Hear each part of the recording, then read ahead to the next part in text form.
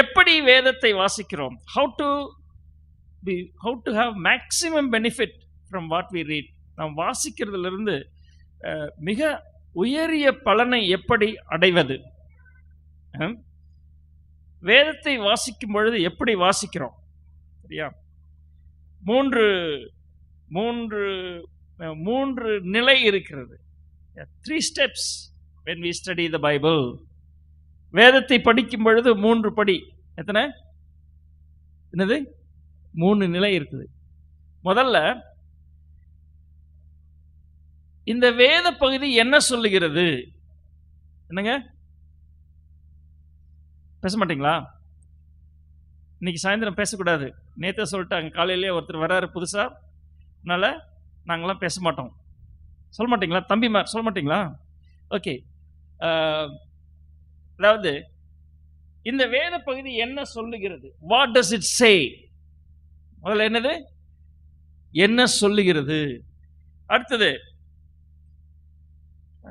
சும்மா அந்த வேத பகுதி பார்த்து என்ன சொல்லுது அப்படின்னு எழுதணும், ஒரு 2 வார்த்தை. அடுத்தது வாட் டஸ் இட் மீன்? இதற்கு என்ன பொருள்? என்னது?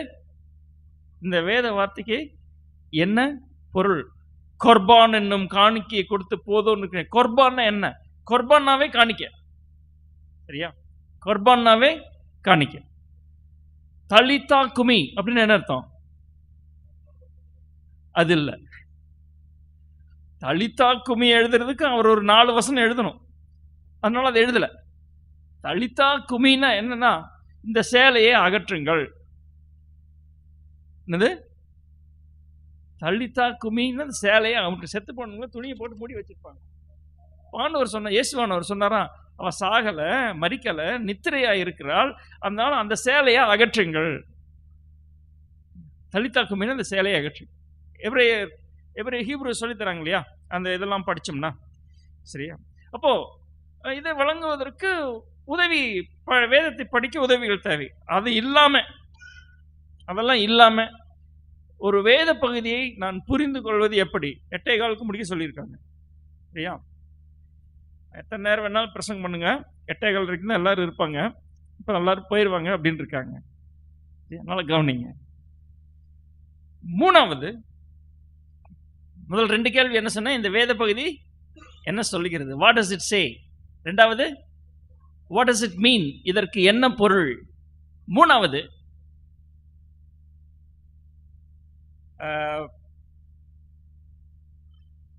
இன்னொரு கேள்வி, what other verses say about it? இதை குறித்து மற்ற வேத பகுதி வசனங்கள் என்ன சொல்லுகின்றன?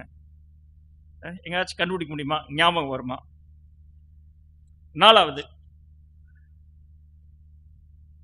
What will I do about it? இல்லாட்டி what does it mean to me? எனக்கு என்ன பொருள்படுகிறது? இதை நான் எப்படி எடுத்துக்கொள்ள வேண்டும்? இதுக்கெல்லாம் இங்கிலீஷ்ல ஒரு வார்த்தை இருக்கு. சொல்லட்டுமா? அப்சர்வேஷன். அப்சர்வ் பண்றது, அப்படியே என்ன சொல்லுகிறது. நெக்ஸ்ட், இன்டர்பிரேஷன், வியாக்கியானம். அப்சர்வேஷன்னாக்கா நோக்குதல், இன்டர்பிரேஷன் வியாக்கியானித்தல். கோரிலேஷன்னா மற்ற வேத பகுதிகள் என்ன சொல்கிறது? ஒத்துப்பார்த்தல், கோரிலேஷன். அடுத்தது அப்ளிகேஷன்னா இதை எப்படி நான் பயிற்சி செய்வது? வேதத்தை படிக்கிறவங்க, பெரியவங்க, சின்ன தம்பிமார் எல்லாம் கேளுங்க. எளிமையா இந்த வேத பகுதி என்ன சொல்லுகிறது, இதற்கு என்ன பொருள்? சரியா? அடுத்து இதை குறித்து வேற வேத வசனம் ஏதாச்சும் சர்ச்சில் சொன்னாங்களா? எனக்கு ஞாபகம் இருக்கா? நான் படிச்சது ஞாபகம் இருக்கா? What will I do about it? இதை பற்றி நான் என்ன செய்யணும்? இத்தனையும் சேர்த்து எத்தனை நேரத்தில் படிக்கணும் தெரியுமா? 15 நிமிஷம். எத்தனை நேரம்? நீங்க சொல்றதுக்கே 20 நிமிஷம் ஆச்சு. 15 நிமிஷத்தை எப்படி படிக்கிறது? 15 நிமிஷத்துல படிக்கிறதுக்கு தான் 20 நிமிஷம் 25 நிமிஷத்துல சொல்றோம். ஒரு சின்ன வேத பகுதியை எடுத்துட்டு ஒரு அதிகாரத்தை வாசிக்கிறது நல்லது, ஆனா விளங்கணும். 10 வசனத்தை வாசிச்சாலும் மனசுல நிக்கணும். சரிங்களா? ஓகே, அந்த இதுல ஒரு வேத பகுதியை நாம் வாசிக்க போகிறோம். பிலிப்பியர் நிருபத்திலிருந்து வாசிப்பதற்கு முன்னாடி பிலிப்பியர் வேத பாடம் எடுத்திருக்காங்களா? ஓகே, தெரிஞ்சவங்க சொல்லுங்க. பிலிப்பியர் நிருபம் எப்ப எழுதப்பட்டது? என்னமா சொல்றீங்க? சொல்லுங்க. பிரிசன், சிறைச்சாலை நிருபம். பவுல் அப்போஸ்தலன் இரண்டாவது முறையாக கைது செய்யப்பட்ட பொழுது சிறைச்சாலையிலே எழுதப்பட்டது. அப்போஸ்தலர் 28வது அதிகாரத்தில் பார்த்தீங்கன்னா 2 ஆண்டுகள் தனக்காக வாங்கியிருந்த வாடகை வீட்டில் இருந்து கொண்டு அனுதினமும் கூட்டங்களை நடத்தி வந்தவங்களிடத்துல ஆண்டவரை குறித்து சம்பாஷித்தார். அதுல ரட்சிக்கப்பட்டவங்க தான்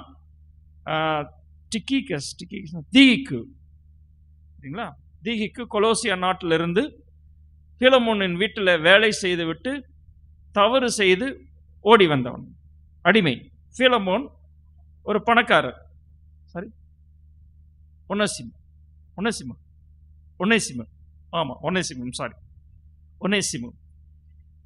தீகிக்கு கொலோசியா நாட்டை சேர்ந்தவன். தீகி கையில பிலமோனுக்கு நிருபத்தை எழுதி கொடுத்தாங்க. கரெக்ட், கவனமா இருக்கீங்க, நான் விட்டாலும். Very good. இப்போ பவுல் சிறைச்சாலையிலிருந்து எழுதுகிறார். This is a thank you letter. அப்போஸ்தலர் 16வது அதிகாரத்தில் முதலில் நிறுவப்பட்ட ஐரோப்பிய திருச்சபை, சரியா, பிலிப்பி பட்டணம் ஐரோப்பிய திருச்சபை. இந்த திருச்சபையை நிறுவி சரியா ஒரு 10-15-16 ஆண்டுகளுக்கு பின்பு பவுல் அப்போஸ்தலன் அவர்களுக்கு நன்றி சொல்லி எழுதுகிறார். அவர்கள் பவுலுக்கு உதவி செய்தார்கள், பண உதவி செய்தார்கள். பவுலோடு கூட தங்கியிருந்த மனிதர்களுக்கு உணவு, வீட்டு வாடகை, இவைகளுக்கெல்லாம் அவர்கள் பண உதவி செய்தார்கள். அதற்கு நன்றி அப்படின்னு சொல்லி எழுதுகிறார். எபேசியர், பிலிப்பியர், கொலோசியர், பிலமோன், இந்த 4ம் சிறைச்சாலை நிருபங்கள். இந்த 4லையும் பார்த்தோன்னா நான் கட்டிலிருந்து விடுதலையாகணும், விடுதலை கிடைச்சிடும், அதுக்கு நீங்கள் ஜெபம் பண்ணுங்க அப்படின்னு எழுதுறார். எந்த இடத்துலையும் பவுல் தன்னுடைய துக்கத்தை சொல்லி எழுதவில்லை, சரியா, தன்னுடைய சூழ்நிலை சொல்லி. இப்போ அவர் சொல்றார், நான் விடுதலையான உடனே உங்கள் சபைகளை வந்து நான் பார்ப்பேன். அந்த எதிர்பார்ப்புடன் இந்த நிருபத்தை எழுதுகிறார். பிலிப்பியர் சந்தோஷமாக இருப்பது பற்றி, how to be happy in Christian life அப்படின்னு சொல்லி அந்த தலைப்பில் ஒரு 10-12 பாடங்களை நாம் படிக்கலாம். 10-8 பாடங்களை படிக்கலாம், சரியா. அதில் இன்னைக்கு 1 நம்முடைய தியானத்திற்காக, அதே நம்ம எல்லாரும் வேத வசனத்தை வாசித்து எனக்காக நான் எடுத்துக்கொள்ள வேண்டும். பிலிப்பியர் 2வது அதிகாரம் 19 - 30 வரைக்கும் வாசிப்போம். பிலிப்பியர் 2வது அதிகாரம் 19 - 30 வரைக்கும். இந்த வேத பகுதி எதை குறித்து சொல்லுகிறது? இந்த வேத பகுதி யாரெல்லாம் பேர் வருகிறது? தீமோத்தேயு, எப்பாப்ரா, அவர்களை பற்றி யார் எழுதுகிறார்? பவுல். யாருக்கு எழுதுகிறார்? பிலிப்பு பட்டணம் நகரில் இருக்கிற சபைக்கு எழுதுகிறார். தீமோத்தேயு 19வது வசனத்துல தீமோத்தேயுவை உங்களிடத்தில் அனுப்பலாம் என்று நம்பி இருக்கிறேன், கர்த்தராகிய இயேசுவுக்குள் நம்பி இருக்கிறேன். பவுல் 2 பேரை பிலிப்பு பட்டணத்திற்கு அனுப்ப எண்ணி இந்த நிருபத்தை எழுதினார். அந்த 2 பேர் எப்படிப்பட்டவர்கள்? தீமோத்தேயு, எப்பாப்ரா. தீமோத்தேயுன்னா என்ன பொருள்? என்ன சொல்லியா? தீமோத்தேயுன்னா தேவனுக்கு பயப்படுகிறவன், சரியா. இது தேவனுக்கு பயப்படுகிறவன், தேவனை நேசிக்கிறவன். சரி, அடுத்தது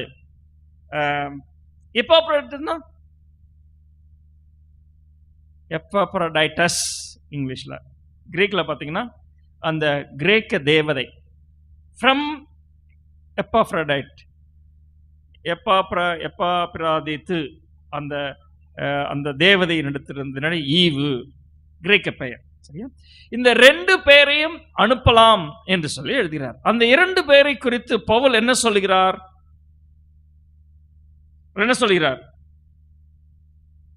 29வது வசனம். ஆனபடினாலே நீங்கள் கர்த்தருக்குள் மிகுந்த சந்தோஷத்தோட அவனை ஏற்றுக்கொண்டு இப்படிப்பட்டவர்களை கனமாய் எண்ணுங்கள். இப்படிப்பட்டவர்களை கனமாய் எண்ணுங்கள். Pavul endorsed these two men to the Philippian church. பிலிப்பு சபைக்கு இந்த இரண்டு பேரை குறித்து அவர்களை கனமாய் எண்ண வேண்டும், அவர்களை மதிக்க வேண்டும் என்று சொல்லி எழுதுகிறார். என்னை பத்தி ஆண்டவர் என்ன சொல்லுவார்? ஆண்டவர் விடுங்க, என்னுடைய தலைவர்கள் என்னை குறித்து என்ன சொல்லுவார்கள்? சபையில என்னுடைய போதகர், என்னுடைய லீடர், அலுவலகத்தில் என்னுடைய மேல் அதிகாரி என்னை குறித்து என்ன சொல்லப்படுகிறது? Character building. பவுல் அந்த ரெண்டு பேரை பத்தி எழுதுறப்போ தீமோத்தேயு அந்த லிஸ்த்ரா நகரில் பவுலுடைய ஊழியத்தின் மூலமாய் ஆண்டவருக்குள்ள வந்த ஒரு சீஷன். பவுலை கண்டதிலிருந்து பவுலோடு கூட ஊழியத்திற்கு வந்தார். கடைசி வரைக்கும், பவுலுடைய மரணம் வரைக்கும் கூடவே இருந்தார். சரியா? எத்தனை ஆண்டுகள்? பவுல் சொல்றார், இவர்களை கனமாய் எண்ண வேண்டும். சரியா? இவர்களை கனமாய் எண்ண வேண்டும்.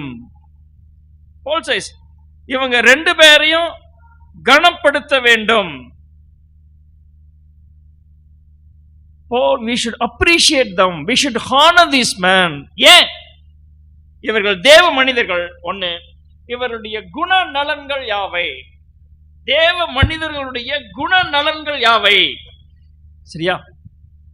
நான் ஒரு கடவுளுடைய மனிதனாய் இருந்தால், நான் தேவனுடைய மனிதனாய் இருந்தால், என்னுடைய குணநலன்கள் யாவை?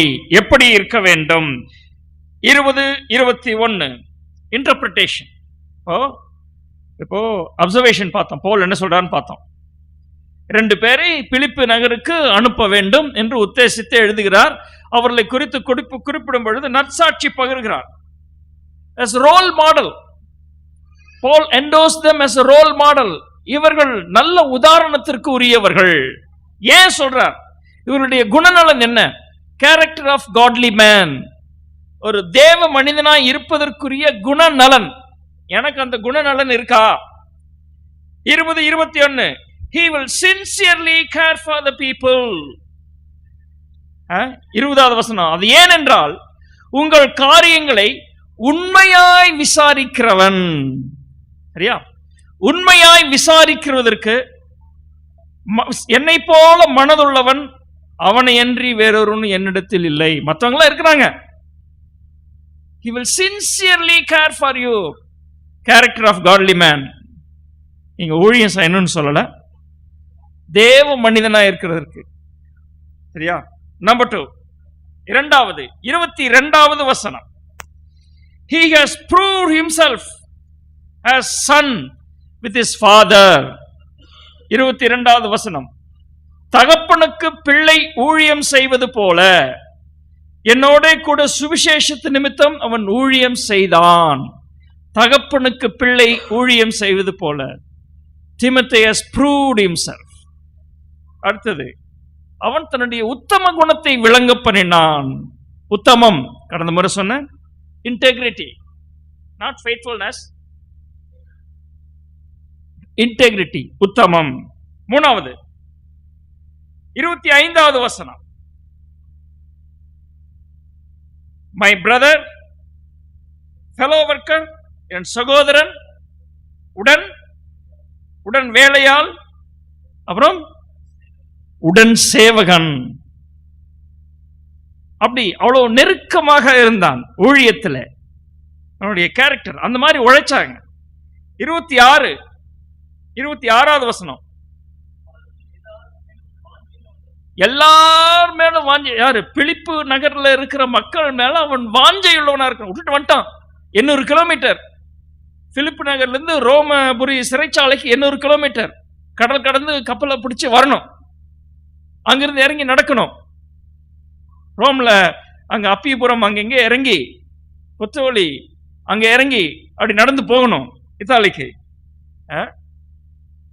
கொஞ்சம் நடக்கணும், போகணும். உங்களை பார்ப்பதற்கு வாஞ்சை உள்ளவனாய் இருக்கிறான்.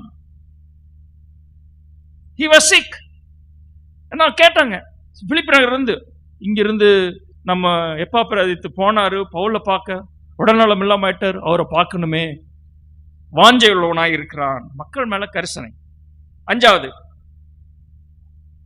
27 30 வரைக்கும் என்ன சொல்றாருன்னா, 30வது வசனம்,